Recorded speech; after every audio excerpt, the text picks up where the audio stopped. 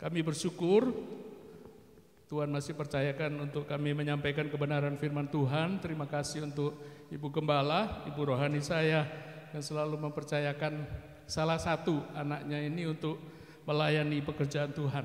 Ya, pagi ini kita akan belajar sesuatu yang Tuhan sangat rindukan dalam hidup kita. Tuhan sangat inginkan. Seperti tadi pujian katakan, Tuhan itu selalu ingin dekat dengan umatnya. Tuhan ingin jadikan setiap kita sahabat-sahabatnya. Pagi ini kita akan belajar kebenaran ini di dalam Amsal pasal 3 ayat yang ke-32. Amsal 3 ayat 32. Karena orang yang sesat adalah kekejian bagi Tuhan, tetapi dengan orang jujur ia bergaul erat.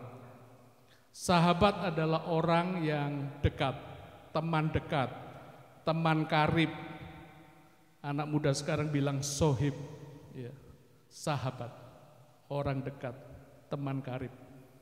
Dan Allah Sang Pencipta itu, ya, coba renungkan sebentar. Allah Sang Pencipta itu, Dia Raja segala raja. Dia bukan hanya rela untuk turun menjadi manusia, berkorban untuk setiap kita orang yang percaya kepada Tuhan. Tapi Dia juga rindu, Dia ingin untuk kita dekat dengan Dia, menjadikan kita semua sahabat-sahabatnya, teman-teman dekatnya. Kepada seorang sahabat, kalau Bapak Ibu punya sahabat, ya, itu pasti kita bisa ngomong apa saja, curhat apa saja bisa, ya, ceritakan semua masalah kita. Dan biasanya seorang sahabat itu juga berbagi beban. Amsal 17 ayat 17 menulis seorang sahabat itu menaruh kasih setiap waktu dan menjadi seorang saudara di dalam kesukaran. Allah inginkan itu. Coba bayangkan, Allah pencipta langit dan bumi. Kita siapa? Kita ini debu tanah. Kita ini manusia kemudian jatuh di dalam dosa. Sudah mengecewakan Tuhan.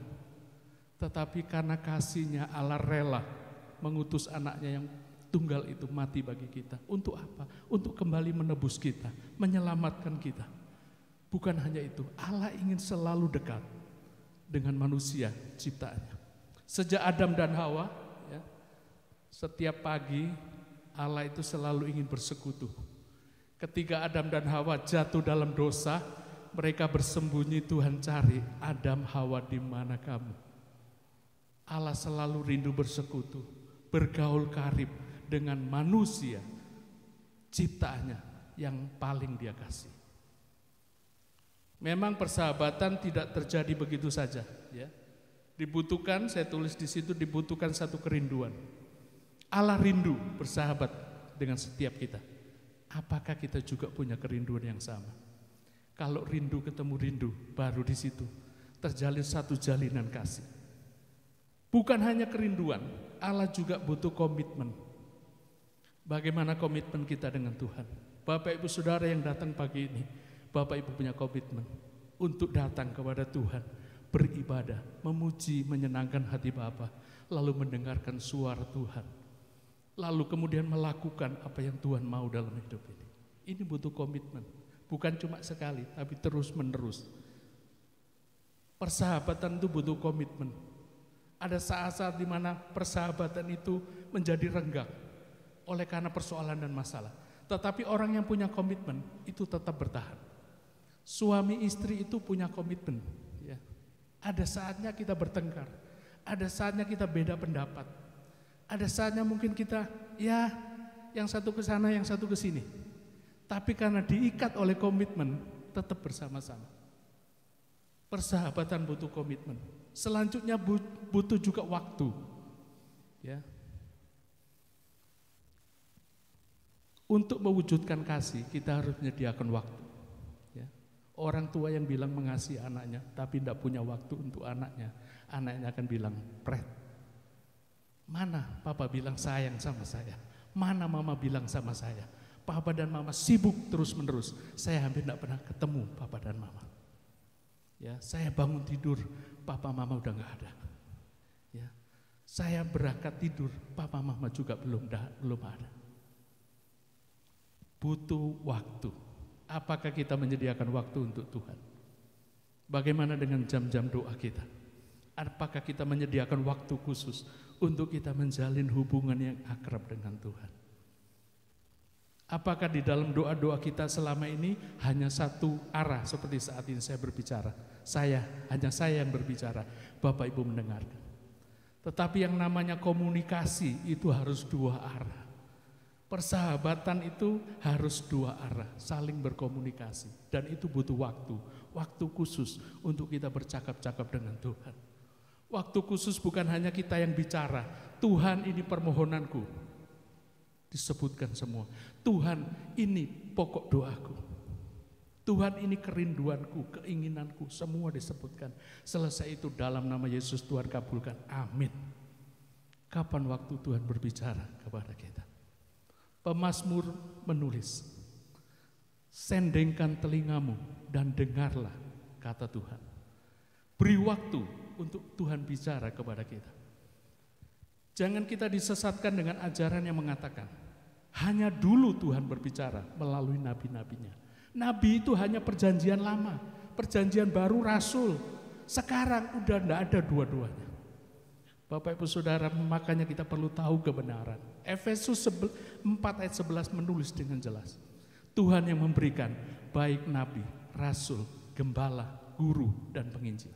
5 jawatan ini sampai sekarang harus ada dalam gereja Tuhan. Nabi adalah orang yang dipakai oleh Tuhan untuk menyampaikan suaranya, perkataannya. Dan Allah kita adalah Allah yang hidup. Kalau dulu dia bicara, sampai sekarang pun Tuhan bicara. Dan Tuhan bisa pakai hamba-hambanya, para nabinya untuk menyampaikan isi hati Tuhan. Jadi mari kita belajar. Ya. Tuhan berkata, kejarlah kasih itu dan usahakan kamu memperoleh karunia, terutama karunia untuk bernubuat. Karena orang yang punya karunia nubuat bisa dipakai Tuhan, menyampaikan suara Tuhan, isi hati Tuhan. Ada orang berkata, firman Tuhan sudah lengkap, Tuhan tidak perlu bicara sekarang. Siapa bilang? Ada hal-hal teknis, hal-hal praktis dalam hidup kita yang Tuhan perlu bicara. Anak-anak muda yang lagi cari pasangan hidup, Anda perlu berdoa, cari kehendak Tuhan. Jangan pokoknya nyambung, chemistry-nya dapat, dia baik sama orang tua saya, jalan. Tiba-tiba di tengah perjalanan mereka berpisah. Saudara perlu cari kehendak Tuhan. Kalau Bapak Ibu Saudara mau merintis usaha, perlu berdoa, cari kehendak Tuhan. Ini yang perlu kita asah, ini yang perlu kita latih. Kepekaan untuk mendengar suara Tuhan, kepekaan untuk mengerti kehendak Tuhan, isi hati Tuhan. Kalau kita belum diberikan karunia untuk bernubuat, tetap berdoa, minta kepekaan itu. Tuhan itu berbicara kepada kita dengan berbagai cara. Nanti baca Ayub, nanti baca perjanjian baru. Tuhan berbicara dengan berbagai cara, melalui hamba-hambanya, melalui para nabinya. Pada akhir zaman Tuhan berbicara melalui anaknya Tuhan Yesus Kristus. Firman ini adalah kebenaran dan Kristus adalah kebenaran. Tapi juga Tuhan bisa berbicara, di dalam Ayub dituliskan melalui mimpi, melalui penglihatan. Saudara mulai bisa melatih kepekaan saudara, hati nurani kita, pikiran dan hati kita. Itu bisa Tuhan pakai untuk Tuhan berbicara. Saya dapatkan kepekaan lebih di dalam pikiran dan hati saya. Seperti tadi ketika saya awal-awal ibadah, Tuhan bicara dalam hati dan pikiran saya. Izinkan aku berbicara kepada umatku. Dan saya percaya Tuhan hadir di sini. Tuhan nanti akan berbicara secara khusus kepada setiap kita, sahabat-sahabatnya. Tadi malam menjelang tidur ya, kami tidur sore karena kami kurang sehat. Saya merasa perlu berdoa, saya ajak istri saya, ayo kita berdoa. Saya merasakan Tuhan akan sampaikan sesuatu. Dan betul, Tuhan sampaikan. Jangan khawatir, jangan takut. Aku memberikan kau minyak urapan yang baru, kekuatan yang baru, urapan yang baru. Karena beberapa hari ini kami kurang fit ya. Hari Kamis saya antar istri saya ke Surabaya, rumah sakit mata undaan, karena beberapa waktu itu mata istri saya bengkak. Ya, sudah ke klinik mata, berobat tidak sembuh, akhirnya kami memutuskan ke Undaan. Pulang dari Surabaya, tengah malam saya tiba-tiba tumpah-tumpah. Saya berdoa kepada Tuhan, Tuhan saya mau pelayanan di Batu hari Minggu. Dan saya selalu punya iman kalau Tuhan mengutus, Tuhan pasti memperlengkapi saya, memberi kekuatan, dan Tuhan pasti tidak kecewakan. Karena ini pelayanan pekerjaan Tuhan. Akhirnya Jumatnya setelah pulang kerja saya ke dokter. Ya, penyakit lambung, ya. Usia di atas 50 tahun itu ada aja, ya. Ternyata asam lambung saya naik. Saya karena makan tape, ya. Saya sudah bilang istri saya, kayaknya saya harus mengambil keputusan untuk melepaskan kesukaan saya akan tape. Tape itu makanan jajanan sejak saya kecil, tape singkong. Akhirnya 2 hari ini saya bergumul berdoa sama istri saya. Saya ada memang manusia ada kecemasan ya. Gimana kalau saya kemudian belum sehat ya. Akibat asam lambung naik itu badan jadi tidak enak, terus diare, muntah. Jadi aduh Tuhan bagaimana? Secara manusia pikiran kita berjalan. Tetapi iman saya berkata Tuhan pasti tolong. Dan tadi malam ketika Tuhan sampaikan pernyataan itu, saya jadi kuat. Iman saya bangkit. Besok saya akan berangkat dengan tubuh yang sehat. Tuhan akan berikan saya kekuatan. Dan kalau saat ini saya bisa berdiri, karena Allah kita dahsyat. Amin. Dia sahabat yang setia. Dia selalu ada, kasihnya setia sampai selama-lamanya. Kemudian yang terakhir butuh tenaga juga. Ya, saudara mengasihi seseorang butuh tenaga, butuh upaya. Mari kita juga sediakan tenaga kita untuk Tuhan, melayani Tuhan, menyediakan waktu ya. Kalau pagi-pagi gini apalagi di Kota Batu lebih enak tidur ya. Tapi Bapak Ibu Saudara sudah menyediakan korban waktu tenaga untuk hadir. Tidak sia-sia, kita punya sahabat yang luar biasa. Bagaimana kita bisa menjalin persahabatan dengan Tuhan? Yang pertama adalah memilih jujur terhadap Allah. Landasan utama bagi persahabatan yang lebih dalam dengan Allah adalah kejujuran. Di dalam semua hubungan, saya rasa kejujuran itu penting. Ya, kita selalu jujur terbuka. Kalaupun kita mengalami satu kesalahan atau dosa, ketika kita terbuka, ya ada satu moto dalam Doulos Camp, keterbukaan itu awal pemulihan. Jadi kalau kita merasa punya salah dosa, kita perlu terbuka. Jadi kejujuran adalah landasan sebuah hubungan, apalagi persahabatan. Kita akan melihat 2 contoh di sini, yaitu Abraham dan Daud. Kejadian pasal 18 ayat 23 sampai yang ke-25. Abraham datang mendekat dan berkata, apakah engkau akan melenyapkan orang benar bersama-sama dengan orang fasik? Bagaimana sekiranya ada 50 orang benar dalam kota itu? Apakah engkau akan melenyapkan tempat itu dan tidakkah engkau mengampuninya karena ke-50 orang benar yang ada di dalamnya? Jauhlah kiranya daripadamu untuk berbuat demikian, membunuh orang benar bersama-sama dengan orang fasik, sehingga orang benar itu seolah-olah sama dengan orang fasik. Jauhlah kiranya yang demikian daripadamu. Saudara perhatikan, masakan hakim segenap bumi tidak menghukum dengan adil? Ini perkataan Abraham. Abraham itu sahabat Allah. Abraham itu berbicara dengan Allah itu berhadapan muka, langsung. Dan inilah salah satu ungkapan dari Abraham. Dia merasa, dia tahu bahwa Allah sahabatnya. Dia jadikan hidupnya sahabat Allah. Ketika Allah akan menghukum Sodom dan Gomora. Kalau Bapak Ibu baca nanti ayat sebelumnya, Tuhan aja berpikir demikian. Masakan aku akan menyembunyikan perkara ini dari sahabatku Abraham. Seorang sahabat itu tidak ada rahasia, saudara. Dan Allah sahabat yang terbaik. Kepada Abraham pun dia perlakukan begitu. Dia tidak mau sembunyikan rencananya. Itu sebabnya dia sampaikan kepada Abraham. Ketika Abraham mendengar itu, Sodom dan Gomora akan dihancurkan oleh Tuhan karena dosa-dosa mereka. Ini yang disampaikan Abraham. Dia bicara sama Tuhan, lalu dia juga katakan masakan hakim segenap bumi tidak menghukum dengan adil. Kita tidak perlu khawatir di hadapan Tuhan dengan kejujuran kita. Percayalah Allah kita, sahabat kita, mungkin bukan tidak sama dengan manusia, gampang tersinggung, ya, gampang salah paham dan sebagainya. Jujur aja di hadapan Allah, Dia Allah yang Maha Tahu. Dia menguji hati kita, batin kita. Terbuka saja terhadap Allah. Apapun itu, jangan takut, Allah tidak akan tersinggung. Bahkan itu yang dinantikan Allah. Kejujuran kita, keterbukaan kita. Itu artinya ungkapan bahwa kita mempercayai Allah sebagai sahabat kita. Dan itu dilakukan Abraham.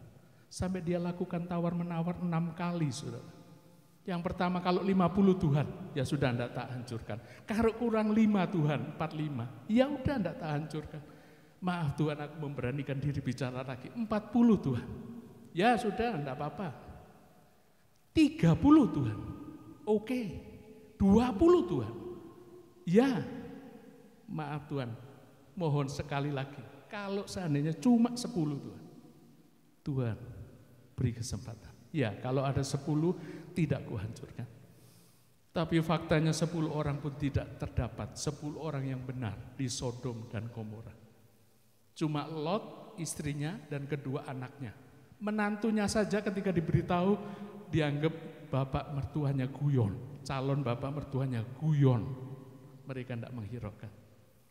Cuma 4 orang yang Tuhan selamatkan. Itu pun istri Lot, karena dia masih mengingat harta duniawi, dia menoleh ke belakang dan dia menjadi tiang garam. Saudara, Tuhan bergaul karib dengan orang yang jujur, orang yang benar.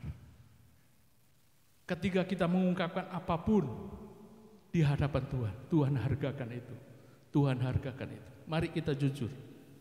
Lalu yang kedua, kita melihat contoh Daud. Ketika kita punya kesalahan dan dosa. Mazmur 51 ayat yang kelima. Sebab aku sendiri sadar akan pelanggaranku. Aku senantiasa bergumul dengan dosaku. Daud seorang raja yang terkenal. Daud adalah orang yang berkenan di hati Tuhan. Salah satu yang membuat Allah berkenan kepada Daud, Daud punya kerendahan hati. Ketika dia jatuh dalam perzinahan dengan Batsheba, lalu Nabi Nathan datang kepada dia dan menegur dia. Dia tidak cari alasan, dia tidak cari pembenaran. Dia langsung katakan, aku sudah berdosa kepada Tuhan. Dan kemudian Nabi Nathan sampaikan, engkau tidak akan mati, Tuhan akan ampuni engkau. Tetapi akibat dosa engkau harus tanggung.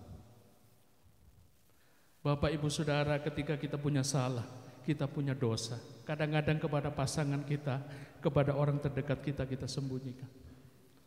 Tetapi kepada Allah, Dia Allah yang Maha Tahu. Yang dibutuhkan Allah hanya kejujuran kita. Firman Tuhan berkata dalam 1 Yohanes 1 ayat 9, jika kita mengaku dosa kita, maka Allah itu setia dan adil. Dia akan mengampuni dosa kita dan menyucikan kita dari segala pelanggaran kita. Dosa itu harus diakui.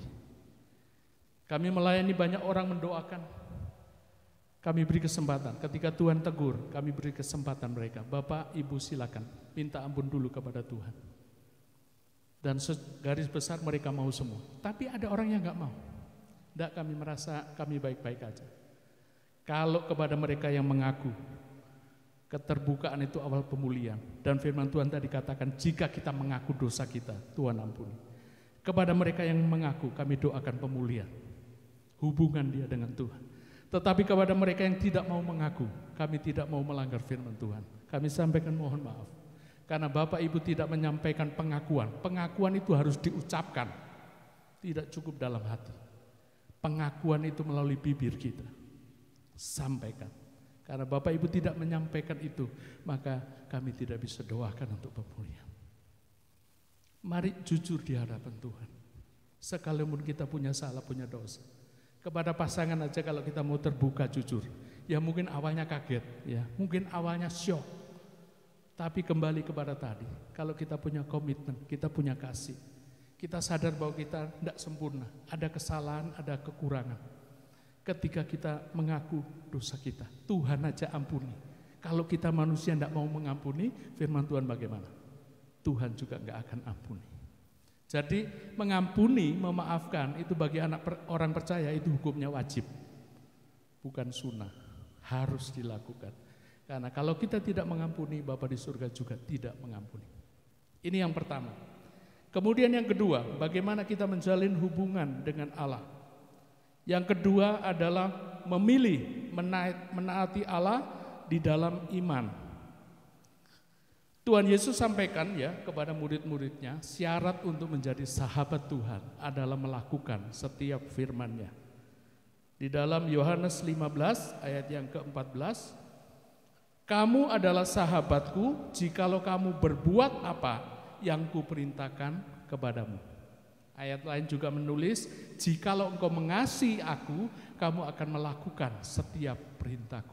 Ini syarat untuk menjadi sahabat Yesus. Kita harus lakukan apa yang menjadi firman atau perintah Yesus. Dan kita akan lihat satu contoh tentang Maria. Di dalam Lukas pasal 1 ayat 38. Kata Maria, sesungguhnya aku ini adalah hamba Tuhan. Jadilah padaku menurut perkataanmu itu. Lalu malaikat itu meninggalkan dia. Ini Maria, ibu Yesus. Bayangkan seorang perawat. Ya, masih suci, lalu tiba-tiba didatangi malaikat, engkau yang mendapat kasih karunia Tuhan, engkau akan mengandung dan melahirkan seorang anak, engkau akan namakan dia Yesus. Spontan dia ngomong, bagaimana mungkin itu terjadi? Logikanya berkata, saya harus punya suami, lalu menikah dan punya anak. Sementara saat itu Maria masih bertunangan dengan yang namanya Yusuf. Ya. Lalu malaikat itu menyampaikan kamu akan dinaungi kuasa Roh Kudus dan anak yang kau kandung itu kudus, bukan dari benih laki-laki. Dan itulah Yesus Kristus. Jadi Yesus Kristus itu lahir bukan dari benih manusia, tetapi dari kuasa Roh Kudus. Itu sebabnya dia suci dan kudus. Pada zaman itu, kalau ketahuan orang itu berbuat zina, itu hukumannya dirajam batu. Dilempari batu sampai mati. Dan Maria tahu itu. Maria ambil risiko itu, ya. Kalaupun dia kemudian mengalami itu, ya dia rela. Ini perkataannya, sesungguhnya aku ini hambamu. Lalu kemudian Tuhan juga beritahu Yusuf, tunangannya. Ketika Yusuf tahu bahwa istrinya ini, calon istrinya masih tunangannya, itu akan hamil, ya. Lah dia merasa belum nyenggol sama sekali, ya kan? Orang laki-laki ya, kita laki-laki di sini. Kalau calon kita tiba-tiba, ya kan? Lu belum saya senggol, belum saya apa-apain, lu kok sudah mengandung. Dan wajar, Yusuf juga sama. Dia lalu kemudian saya akan ceraikan diam-diam. Tunangan itu bagi orang Yahudi itu sudah seperti pernikahan, jadi akan diceraikan, akan diputuskan, tapi diam-diam aja. Dia tidak mau menyiarkan, nanti kasihan Maria, dia masih punya kasih. Tapi pikiran manusianya tidak bisa terima. Saya ceraikan diamnya. Lalu malaikat datang juga kepada Yusuf. Jangan takut ambil dia jadi istrimu, karena bayi yang dikandung itu kudus dari Allah. Dan Yusuf pun sebagai orang yang mengasihi Tuhan, dia melakukan. Saudara perhatikan itu, seorang hamba. Maria katakan sesungguhnya aku ini hambamu, jadilah menurut kehendakmu. Seorang hamba, seorang budak, seorang dulos, itu hanya melakukan apa yang diperintahkan oleh tuannya. Taat dan patuh. Ya. Taat itu, patuh itu artinya melakukan tepat seperti yang diperintahkan, tanpa menolak, ya, tanpa menawar, apalagi membantah. Itu taat. Ya, taat dibolak-balik ya taat ya, T-A-A-T, T-A-A-T. Artinya enggak ada penawaran lagi. Kalau kita merasa bahwa kita hamba kebenaran, kita hamba-hamba Tuhan. Karena di dunia cuma ada perhambaan, ya. Kalau enggak hamba Tuhan ya hamba setan, enggak ada lagi. Yang kuasa yang paling kuat ini cuma dua, Tuhan atau setan atau iblis. Kalau kita tidak menjadi hamba Tuhan, kita akan menjadi hamba satunya. Tidak ada not block, ya, abstain tidak ada, harus pilih. Kalau kita merasa kita hamba Tuhan, kita hamba kebenaran, kita akan lakukan apapun yang Tuhan perintahkan. Sekalipun kadang-kadang kita tidak pahami, kadang-kadang kita tidak mengerti. Ya. Firman Tuhan mengajarkan ketika logika sudah nggak masuk, ya, ketika pemikiran kita sudah waduh nggak bisa terima ini, gunakan hatimu untuk percaya. Dengan hati orang percaya dan dibenarkan. Ada saat-saat memang kita tidak selalu bisa memahami kehendak Tuhan karena pemikiran kita terbatas. Tetapi percayalah, apa yang Tuhan lakukan, yang Tuhan kehendaki itu pasti yang terbaik buat kita. Orang-orang yang mau ambil risiko, bayar harga, taat, mentaati Allah di dalam iman, mereka akan menjadi orang-orang yang luar biasa. Maria dikenal dengan luar biasa. Saudara kita umat Katolik begitu sangat menghormati Bunda Maria karena dia punya ketaatan dalam iman. Itu cara yang kedua, bagaimana kita mengembangkan persahabatan dengan Allah. Kemudian yang ketiga adalah memilih menghargai apa yang Allah hargai. Kita melihat satu contoh dalam Yohanes 4 ayat yang ke-34. Kata Yesus kepada mereka, makananku ialah melakukan kehendak Dia yang mengutus aku dan menyelesaikan pekerjaannya. Manusia Yesus Kristus, kita tahu dia juga 100% manusia. Dia dilahirkan melalui rahim manusia. Ketika dia jadi manusia, dia merasakan lapar, haus, letih, bisa marah juga. Ini artinya bahwa Yesus, manusia Yesus, itu bisa menjadi teladan buat kita manusia. Jangan beralasan, dia juga Tuhan selain manusia. Satu-satunya hal yang membuat Yesus bisa berhasil ketika dia menjadi manusia adalah dia disertai dengan Roh Kudus. Ketika selesai dibaptis, maka turunlah Roh Kudus ke atasnya. Dan Roh Kudus ini yang memampukan Yesus untuk melakukan semua misinya. Artinya kalau manusia Yesus bisa menyelesaikan misi Allah, maka kita manusia harusnya juga bisa dengan pertolongan kuasa Roh Kudus. Jadi sebenarnya tidak ada alasan lagi untuk anak Tuhan, hamba-hamba Tuhan saya tidak bisa karena saya masih lemah, tubuh saya masih lemah. Kita membutuhkan pertolongan Roh Kudus.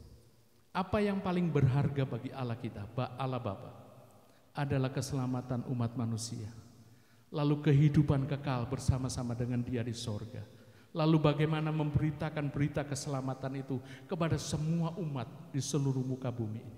Itu yang paling berharga di hadapan Tuhan Allah kita, Bapa kita.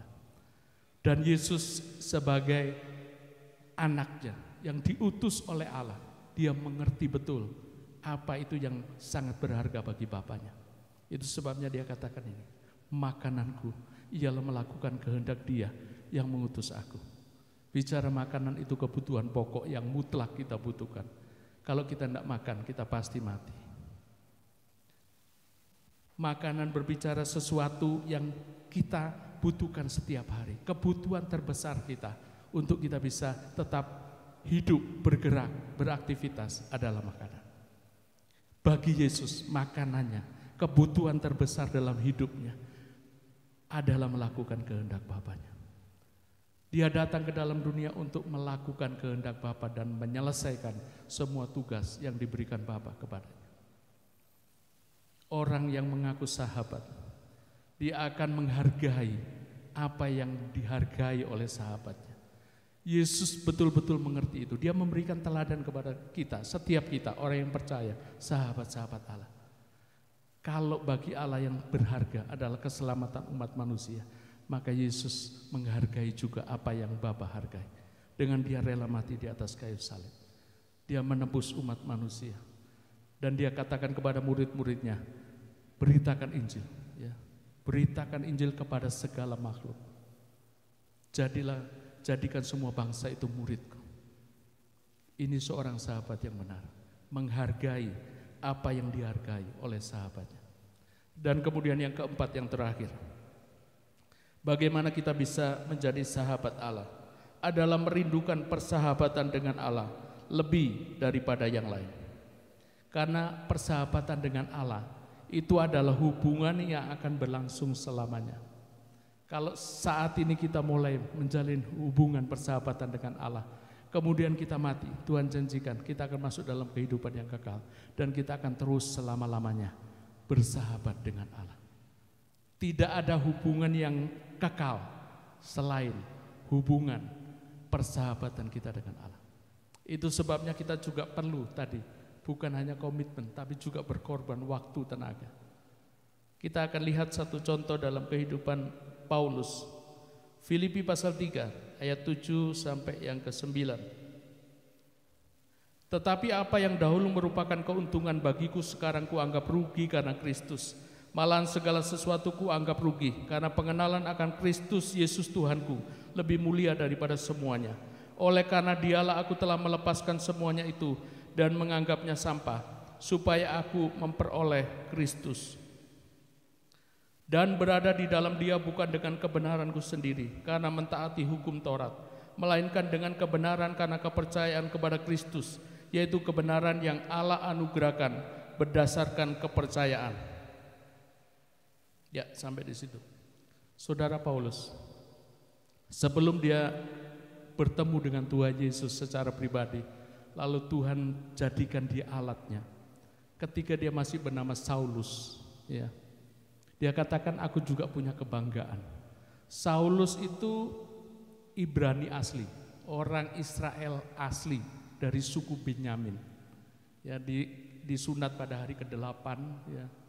Lalu tentang pendirian hukum Taurat, dia seorang Farisi. Orang Farisi itu orang yang sangat ketat menjalankan hukum Taurat.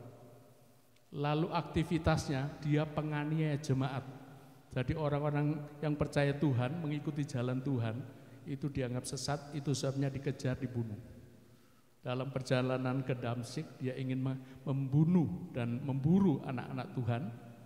Nah, di saat itulah dia berjumpa dengan Yesus. Yesus menampakkan diri kepada dia. Dia berjumpa secara pribadi. Ini pentingnya, kita mendekat kepada Tuhan, kita mengalami perjumpaan pribadi dengan Tuhan dalam hidup kita. Ketika kita pernah berjumpa, mengalami perjumpaan pribadi dengan Tuhan, maka kita akan mengalami satu perubahan hidup, satu transformasi yang luar biasa. Saulus ketika bertemu Tuhan, lalu kemudian Tuhan sampaikan, engkau akan menjadi alat pilihan bagiku. Singkat cerita, kemudian dia bertobat, dia menjalankan misi Tuhan. Dia tidak lagi menganiaya jemaat, tapi justru dia menyampaikan berita tentang Tuhan.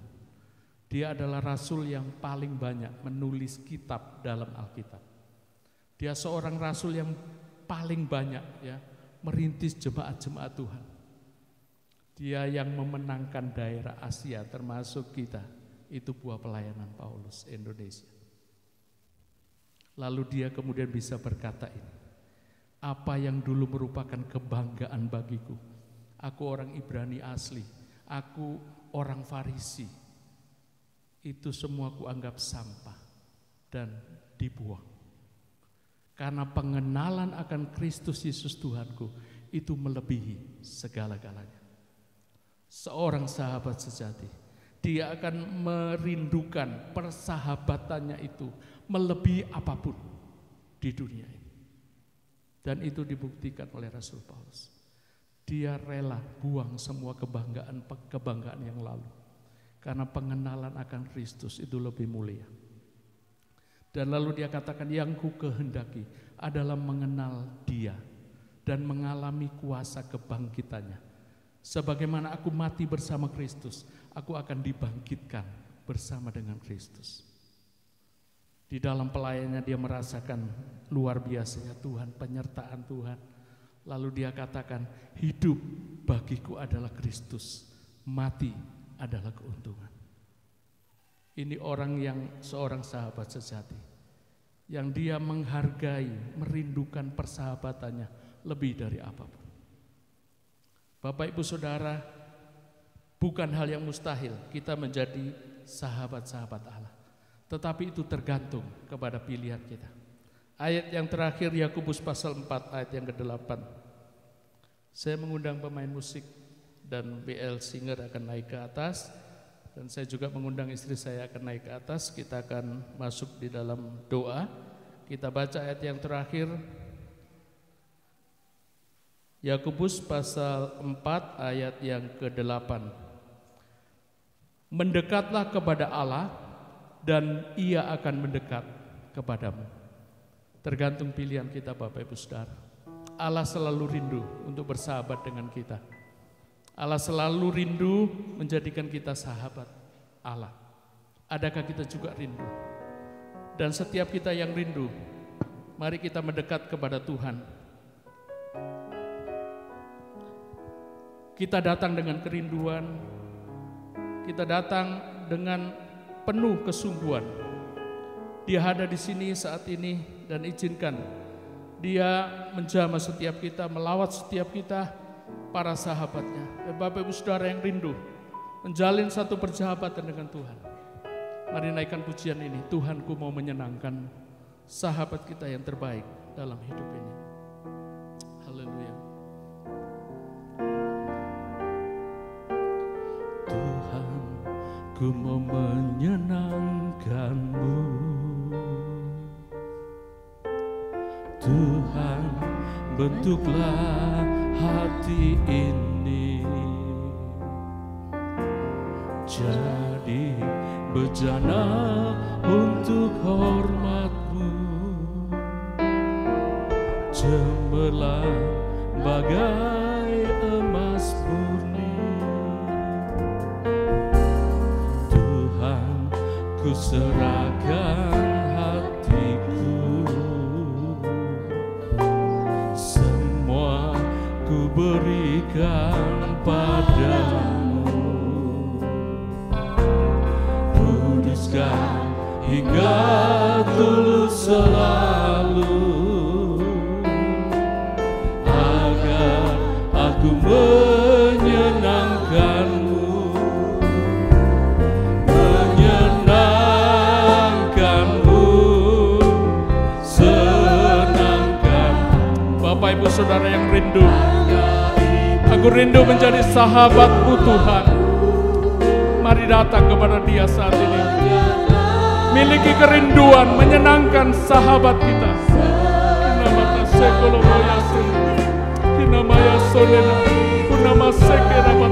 Oh, menyenangkan-Mu Bapa, menyenangkan-Mu, senangkan-Mu, hanya itu kerinduanku.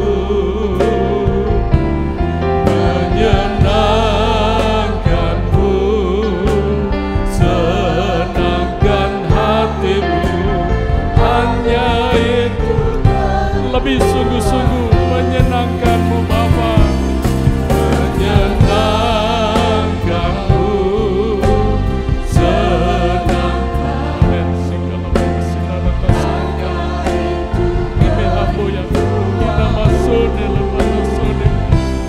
Menyenangkan-Mu, senangkan hatimu, hanya itu hanya itu Tuhan, hanya itu kerindu, hanya itu Tuhan, hanya itu kerindu. Aku sembah Tuhan, puji dan agungkan, muliakanlah Tuhan.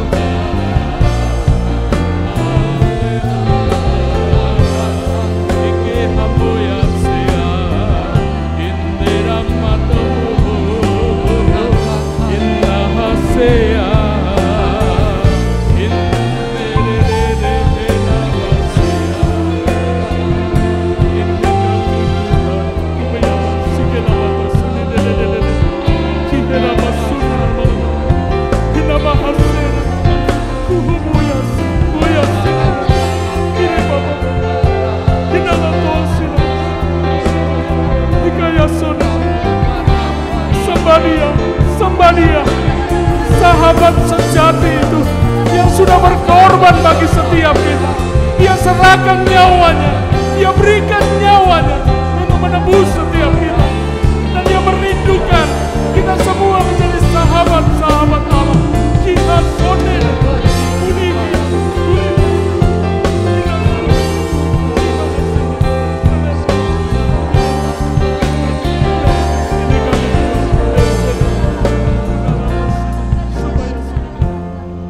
kami Tuhan, berbicaralah kami mendengar setiap seruan kita.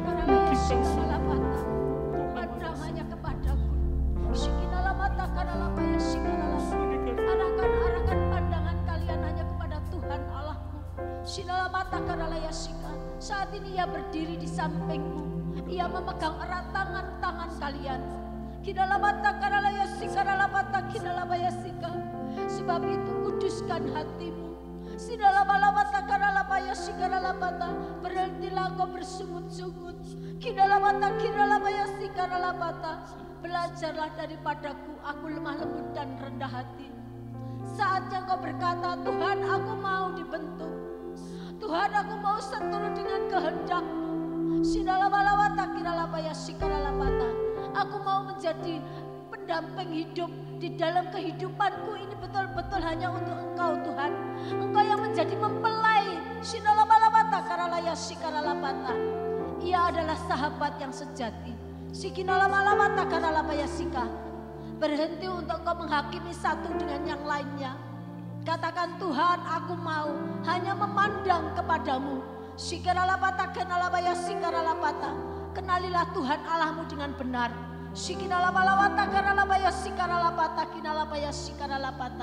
Ia yang akan menuntun hidup kalian semua. Ia yang akan membawa kehidupanmu masuk lebih dalam. Sehingga engkau dapat melihat kemuliaan Allah dinyatakan atas hidupmu. Jangan lagi berbantah-bantah, tetapi katakan, aku mau Tuhan, aku mau seperti yang Kau kehendaki. Hari ini ia hadir, hari ini ia menjemput kalian. Ia mau hati yang kudus.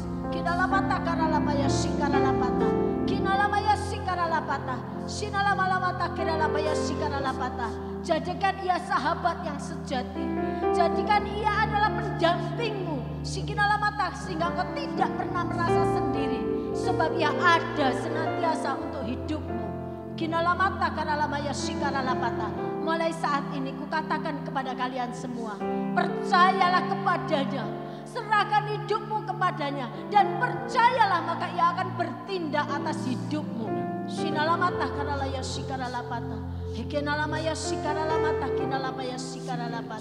Sebab ia berdaulat atas kehidupanmu, ia berkuasa atas hidupmu, dan ia sanggup mengangkat hidupmu. Oh haleluya. Bapak Ibu Saudara yang rindu menjadi sahabat Allah, dan rindu merasakan kasih Yesus sebagai sahabat kita, silakan angkat tangan. Dia ada di sini. Dia melihat kerinduan Bapak Ibu Saudara. Dia Allah yang menguji hati, menguji batin. Dia akan memberikan balasan setimpal dengan perbuatan kita. Kipata sunalatas, himahasik kirita. Bapa, Engkau melihat tangan umat-Mu yang saat ini terangkat di hadapan-Mu. Hanya satu permintaan kami Tuhan, kami ingin menjadi sahabat-sahabat-Mu yang sejati. Sebagaimana Engkau sudah menunjukkan bahwa Engkau sahabat kami yang sejati. Kami sungguh bangga, kami sungguh berharga. Satu kasih karunia yang luar biasa. Kalau Engkau Allah pencipta langit dan bumi, bukan hanya menebus kami, menyelamatkan kami, tapi Engkau ingin bersahabat dengan kami Tuhan. Dalam keseharian kami, dalam segala pergumulan kami, pelayanan kami, apapun yang kami kerjakan, jadilah Engkau sahabat kami Tuhan. Kami rindu menjadi sahabat-Mu juga. Sahabat yang sejati melakukan setiap apa yang Kau perintahkan Tuhan. Sahabat sejati Tuhan menghargai apa yang Kau hargai. Kami juga belajar rindu Tuhan. Kami belajar menghargai persahabatan kami dengan Engkau lebih dari apapun Tuhan. Dan kami akan belajar jujur di hadapan-Mu, terbuka di hadapan-Mu Tuhan. Mampukan kami Tuhan. Kami yang rindu, kami percaya Engkau mendidik kerinduan kami. Dan kami percaya Engkau akan mampukan kami Tuhan menjadi sahabat-sahabat-Mu. Dan Engkau menjadi sahabat kami. Engkau mampukan kami. Dan kami akan melihat perkara-perkara yang besar Kau kerjakan dalam hidup kami. Sebagaimana sahabat-sahabat Allah yang sudah melakukan perintah Allah. Mereka mengalami kemuliaan daripada Allah. Oh, kami akan juga menikmati Tuhan. Kau Allah yang sama, tetap sama dulu, sekarang, sampai selama-lamanya. Kasih-Mu tidak berubah, kuasa-Mu tidak berubah. Dan Tuhan, kami percaya Engkau hadir dalam setiap hidup kami. Terima kasih Bapa, terima kasih. Terpujilah nama-Mu, meteraikan firman-Mu. Jadikan setiap kami pelaku kebenaran. Di dalam nama Tuhan Yesus Kristus kami berdoa dan mengucap syukur. Haleluya. Amin. Saya serahkan.